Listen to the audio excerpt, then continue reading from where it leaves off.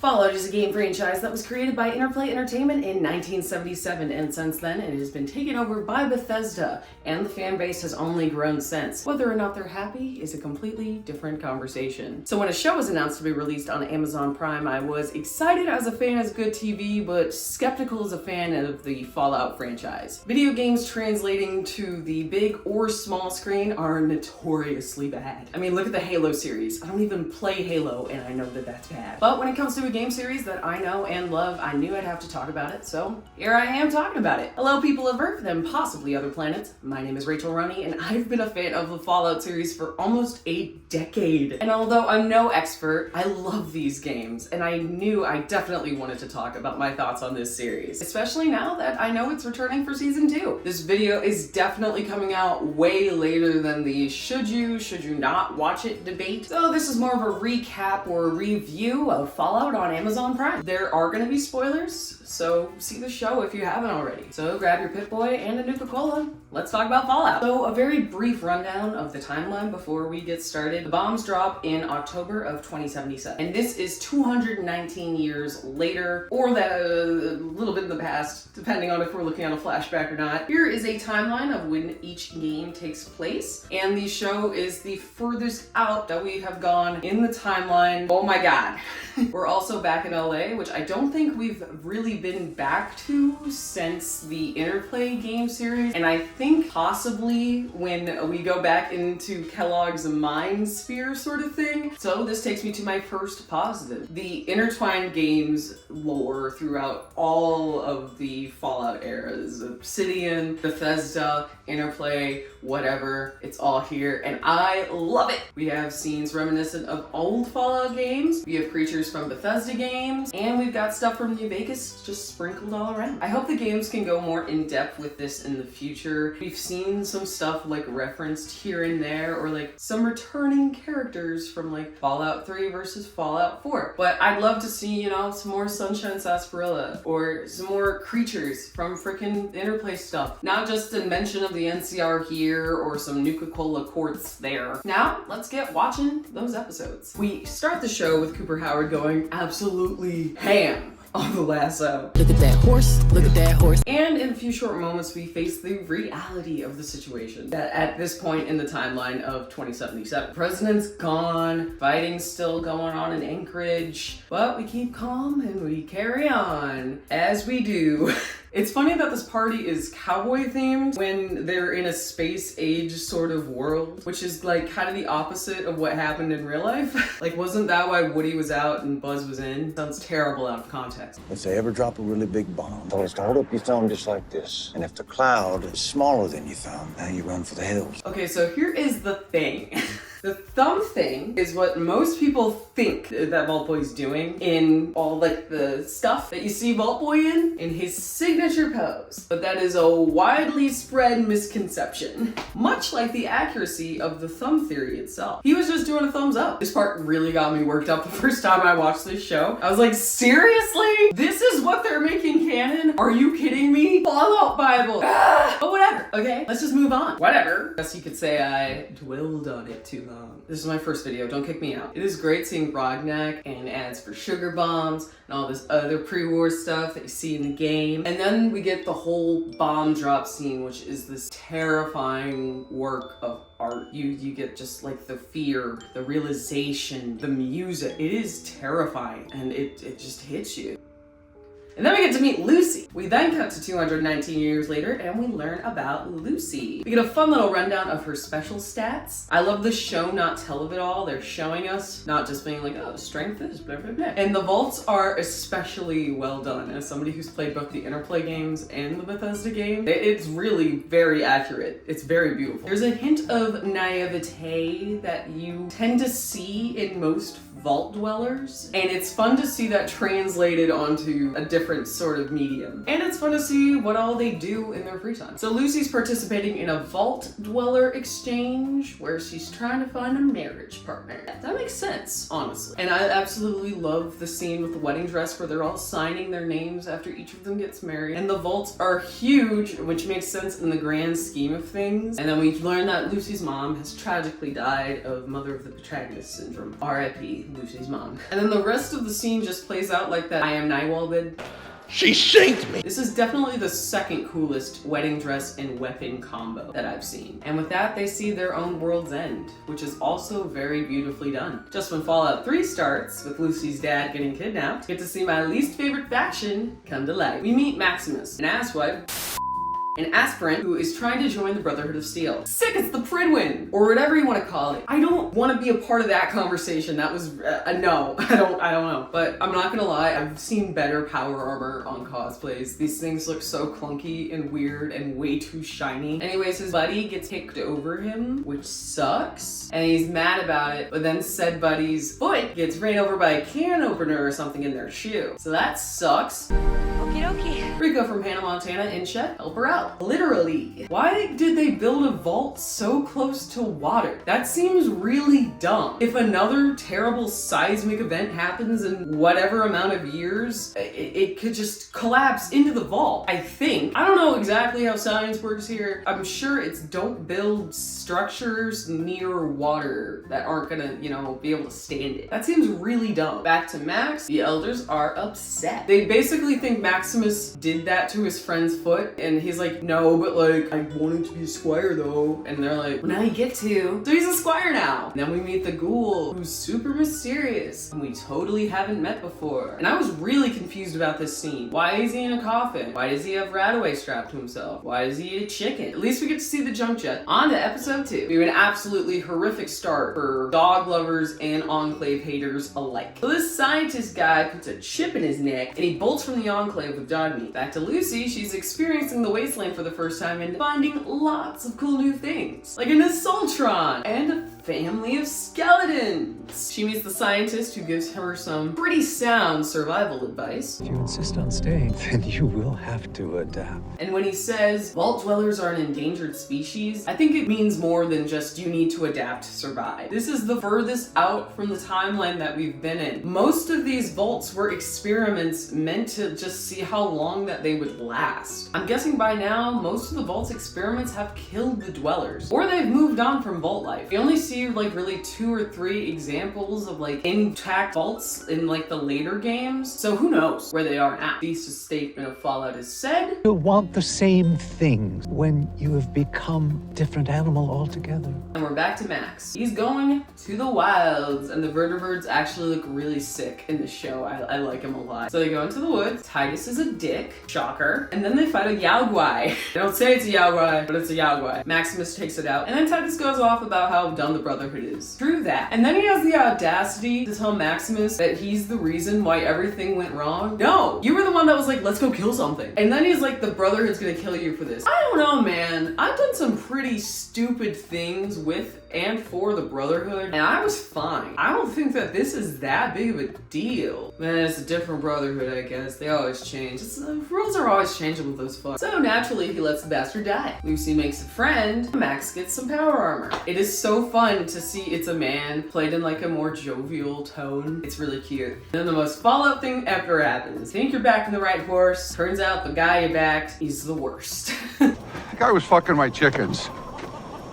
Lucy makes it to Philly. Seeing the town, it's very cool. I'm wondering if it used to be like LAX or some sort of airport or something, just with all of like the jets and like space shuttles that we see. It's very neat, it's very cool, very Diamond City. I like it. And then Ma tells her that everybody hates vault dwellers and the vaults, which I'm not sure is entirely the case. Most of the time, whenever I, certified vault dweller myself, leave the vault, people are like, whoa, are you an actual vault dweller? Or they're just after my Pip-Boy or something. Most people are kind of in awe or indifferent to vault dwellers in game, at least in Fallout 4. But hey, being a hater is free, I guess. We meet the scientist Hilzig again, that's his name, Hilzig, and things go down. And we meet back up with the ghoul, who absolutely obliterates these fools. I guess the water farmer wasn't wrong. People get killed in Philly all the time. Lucy is inspired by the worst corporation in America to do the right thing, and then fails a speech check. Maximus is back, and yay, a romantic subplot nobody asked for. I told you, being a hater's free. There's no chemistry here at all. None. Wilson gives Lucy a main story quest, and they head out, courtesy of Jim's Lens. Jim's Lens. You need a hand. Stop smiling at each other like that. Stop.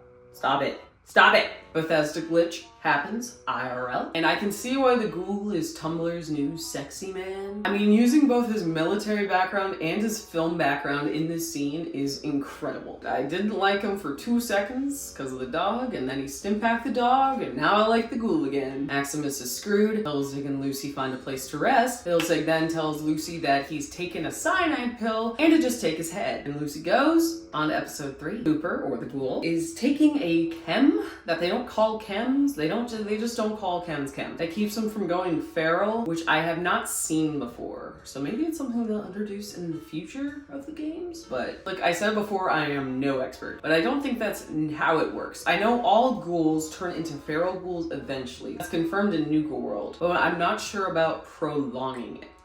Lucy puts the tracker in the head. And this guy's back. Gulper gets the head. Ghoul gets the girl. Gulper gets the girl. Back in Vault 33, Chet loses his job. And Norman is performance reviewed. Norman gets prison duty. Vault Dwellers want to rehabilitate the Raiders. And Norman plays devil's advocate. Like, actually, he's not just being an asshole. The water chip is destroyed. The vault only has enough water to keep our population alive for 2 months. Is that a motherfucking Fallout reference? Now they're totally not using vans to find Cooper. This bromance has way more chemistry than the Lucy and Max one. Cooper does a photo shoot for Vault Tech, and thank Christ, the thumb thing is rectified. My heart is happy. And I love this shot, just how we're shown how Cooper was phased out and Vault Boy was phased in. Anyway, we're on to episode 4. Think about the rabbits, George. Lucy and Cooper on the road. Whoop! And Cooper's trying to get her to stoop to his level. Fingers are wagged, fingers are lost. Chet gets a visit from Steph. It gets weird. And it's time for a trip to the Super Duper Mart. A Mr. Handy voices. Familiar. And Lucy becomes an involuntary organ donor. Chet and Norm go in to investigate Vault 32, and shit is fucked. Proper Fallout post-war storytelling fucked. It's that guy. Love that guy. He's great. Lucy completes this side quest like a baddie until she doesn't. Lucy sticks to her convictions and learns a lesson in the long run. You love to see it. And with a blast from the past, we are already on to episode 5. So Maximus brands Thaddeus before telling him that he's Maximus, you know, like a smart person would do. So Thaddeus does my favorite move to do whenever I have an enemy in power armor. Take out the fusion core. Lucy swoops in and saves him, and they decide to trust each other and work together for a bit to at least find the head. Meanwhile, back in Vault 33, Norm and Chet are back, and it's time to vote for a new overseer. I hope it's Smorman. Lucy and Max talk about pre-war stuff and how stupid the Brotherhood is, and meet Cricket from Fallout 4. They land in Shady Sands, which has been bombed to hell. I confirmed that this is post-New Vegas, so that's something. Maximus's wound is worse than they anticipated, so they go and look for supplies in a medical facility and fall into a vault. Exploring other vaults is one of my favorite things to do in-game, so it was really cool to see that they still did that sort of thing in the show. Betty announces a relocation campaign into Vault 32 that is now just completely clean. Even after knowing what's going on, I'm still confused as to how she did that. Yeah, on to episode 6. We get a glimpse into Vault 4 in the past, where we learn that a group of scientists will govern 40 volunteers to see how that vault will work out. It doesn't. We'll get there. We get more background into Vault Tech and Cooper's role there. Hey, a number! Let's give it a call. We meet Bud, who worked at West Tech. West Tech, another shitty company. The Howards are having a rap party at their house for the commercial, and oh my god, it's Matt Berry! You were the first real buddy I ever had. New York City. Turns out he's Codsworth and explains that Hollywood isn't worth paying anymore. It's the products. Sound familiar? So be the product. Be the product. Rachel, be the product. Today's video is sponsored by Blamco. Blamco mac and cheese. An explosion of flavor even after the bombs drop. Cooper gets napped by a bunch of sheriffs, and then we get to see what Vault 4 is like now. Turns out they're pretty nice. They actually let surface dwellers in and tend to Max's wounds. Lucy and Maximus have a lovely quarantine. You wanna have sex? And then they meet the overseer. Chris Parnell? Blood tastes like root beer, and some of your bones appear to have vanished. You're my hero, Ron. Also, he only has one eye. Lucy and Maximus are both skeptical of the vault in different ways. And then the Howards talk about other lives they could share before Barb gets really vague for some reason. No dogs in the vaults. Howard meets his friend Charlie, who warns him about vault tech. And we all learn about fiduciary responsibility. You and I both know we did not know what that was before this show. Unless you're really smart, I guess. Barb's trying to get the Howards into a special vault that oversees all the other vaults. Wonder why? Lucy talks to the overseer, or I guess Goosey talks to the overseer. Maximus finds their fusion core, and after taking Birdie's advice, tries vault life for a spell. Come on in. The water's fun. And Lucy learns about Shady Sands. Lots of people are getting confused about this chalkboard scene. The bombs on Shady Sands did not fall in 2277. They fell after New Vegas. The fall of Shady Sands happens in 2277. Yes, nostalgia. Cooper meets the president of the government. Now that he shot up the grocery store and he fucks him up. It's whatever. It's whatever. Oops. Maximus was right. It's a cult. They incorporated a lot of stuff into this show from the games. I'm glad they were able to incorporate cults as well. Cults are such a big part of Fallout for some reason. Why are there so many cults and cultists and cannibals? And then somehow Moldaver's in the past. And surprise, Vault-Tec did something objectively, morally wrong, crazy. They let the nerds take over. First mistake. This one was probably one of my favorite episodes. On to the next. We have got NCR armor, people. They're just farmers though. Remember the NCR foul? I did that.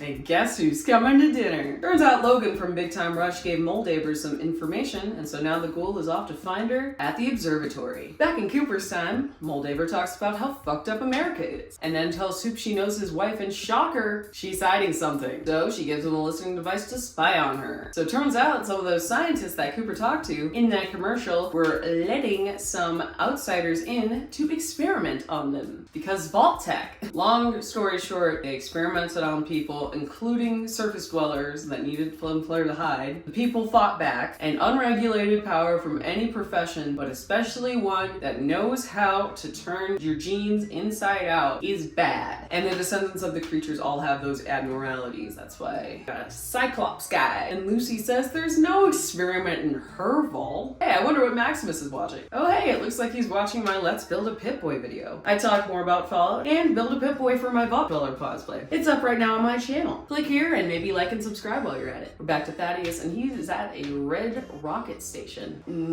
4 core. His foot is wrecked. And he deserves everything that's coming to him after he leaves dog meat in a cooler to die. Lucy is sentenced to death by banishment to the surface. Maximus does a dumb and they both get banished. They return the fusion core. Then Lucy's like, hey, you should just come back to my vault when this is all over. He then tells Lucy the truth that his name is not Titus, it is Maximus, and she accepts him anyway because it has been one hell of a week for her. Thaddeus gets ghouled with whatever Hancock took, I'm assuming. Back to Norm, the Raiders were poisoned! And people are moved from one vault to the other. Ghoul saves dog, Hoop tracks wife. Fred Armisen? Stealing, right to jail. You're playing music too loud, right to jail, right away. How many good SNL guys are we gonna get? Okay, so now that Thaddeus has been ghoulified, the Brotherhood is not gonna like that. So he skedaddles. Okay, I know I don't like these two, but the music makes this scene so cute. I love it. And the heads are kissing too. Later, Vaulties.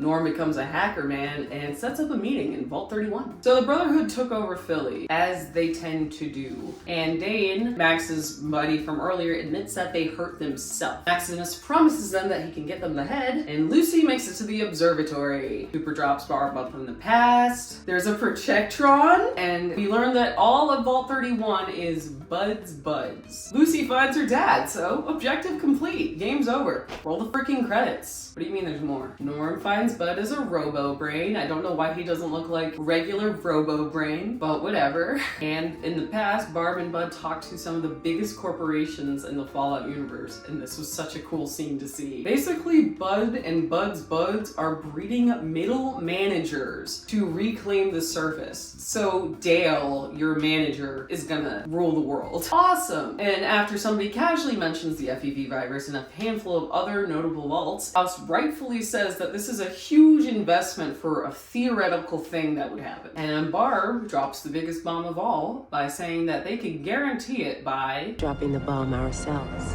which is definitely not what happened. Barb wouldn't talk about how much hope she has for her daughter's future and then drop the bombs on her dad's weekend. The games keep it very ambiguous, and I like it that way, because who knows? There are no absolutes in the Fallout games, or most video games in general. It could have been another country, it could have been the US, and yeah, it could have been Voltec. But the fact that it's up to interpretation because it's literally anyone's MO really just shows you how great of a franchise that this is. Look at what the US was willing to do to their own citizens on US soil, in universe. But I think with that heaviness and where we've been led in this show, that this was just a really good earth-shattering moment for Cooper. Everybody has been telling him that this company is bad and that they are capitalizing on the end of the world. But he has so much faith in his wife and in his country that he does not want to believe it. But now there is no more wool over his eyes. A good man can now go low enough to do some bad things. And that being said, Betty is Barb's assistant, and she introduces him to Hank. The fact that he hung onto the line that Cooper hated the most. Veo fuerte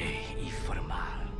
The worst aspect of his character. He's so telling. I love it. Say the line, Barb. And war, well, war never changes. Brotherhood heads to the observatory, where Lucy learns the truth. Her mom took her to Shady Sands when she learned the truth about Hank, and Hank responded by blowing up Shady Sands. Cold Fusion is introduced to the LA area. Hank is let out by Max, who is told by Lucy that he's the one that blew up Shady Sands, knocks Max out, and Power Armor's away. I'm over the fact that this is like the 5th time they have used this shot of Maximus coming out of this fridge. Oh my god, did they not shoot any other scenes with this child? And Lucy and the ghoul decide to go find him. This ending is very Western. I liked it. Norm screwed up, and now he's stuck in Vault 31 in a pod, probably. I genuinely feel bad for him. Maximus is praised by the Brotherhood, even though he's torn on what he should do. And of course, Hank ends up in the best place in the wasteland. Vegas, baby! What, did the rest of the Deathclaw die somewhere else? So yeah, that's Fallout. So on to some theories and hopes for Season 2. I am so excited to see New Vegas. Oh my god.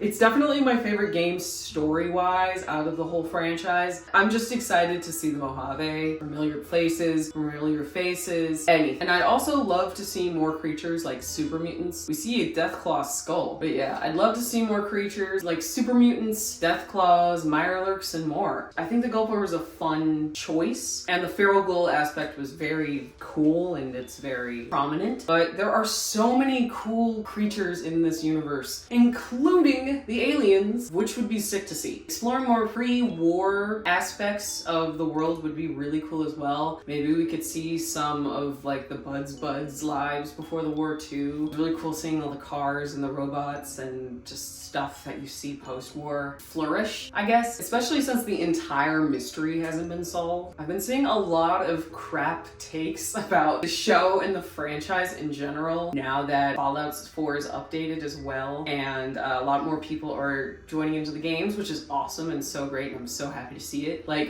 people don't like the settler system. Yes, they do. They do. They really do. It was like a highlight of Fallout 4. Like, a lot of people had a lot of problems with that game, and it was a highlight. And I saw another article the other day that said, please don't bring aliens into Season 2. I would absolutely love that. It's not Fallout if there isn't aliens in it. An alien pistol in the show would be awesome. So my canon endings for how we got up to this point are as follows. Obviously, Project Purity ending in Fallout 3, canon in Fallout 4. I mean, that was canon anyway. And then I think the house ending in New Vegas would make the most sense with him going to New Vegas. And I think that the Minutemen sparing the Brotherhood of Steel in Fallout 4 is the canon ending for the timeline that we're in right now. It also kind of just feels like the canon ending of the game in general to me, since it's the only one where you can still be pretty chill with the rest of the factions. So I've always choose that ending as like my end-all be-all for any Fallout playthroughs I had before. Overall thoughts. This show is great. It's very Fallout. The heart of the games are very much intertwined into all the episodes. And on top of that, it's just an amazing show in general if you haven't even played any of the games. I'm so excited for season 2, and I'm really excited to see your thoughts in the comments. My only few gripes are just the chemistry between Maximus and Lucy, and I'd like to just see more creatures in general. I know they were probably working on a tighter budget, and now that they know that season 2's happening, maybe they can kind of expand. You brought up FEB, might as well. I also would have liked to see more new Vault elements. Like, we've seen the cryogenic stuff before. We've seen the water chip getting broken. I get that's the kind of references, and like, okay, the tech is technically canon, but like, we could have done something else, something a little spicy, you know? I don't need more recycled experiments and storylines. The show's definitely worth checking out, even if you haven't seen Fallout. The shots, the stories, the acting, it's all phenomenal. You should follow Kyle MacLachlan on Instagram. He's hilarious. Yeah, props to whoever's running his socials, even if it's just him. Anyways, thank you so much for watching. This is my first YouTube video ever. I'm very excited to start. You'll see more media content from me, some cosplay stuff, some fun vlogs, a lot of other great stuff planned for shows coming out this year as well. So zap that like button, or radiate that subscription button, hack into the comment section. Make sure to use those brackets and those perks. Thank you so much again for watching. Let me know what I should cover next if you have any suggestions. Let me know what you're excited to see in season 2. Let me know what you liked, what you didn't like. All right, have a great one. Bye.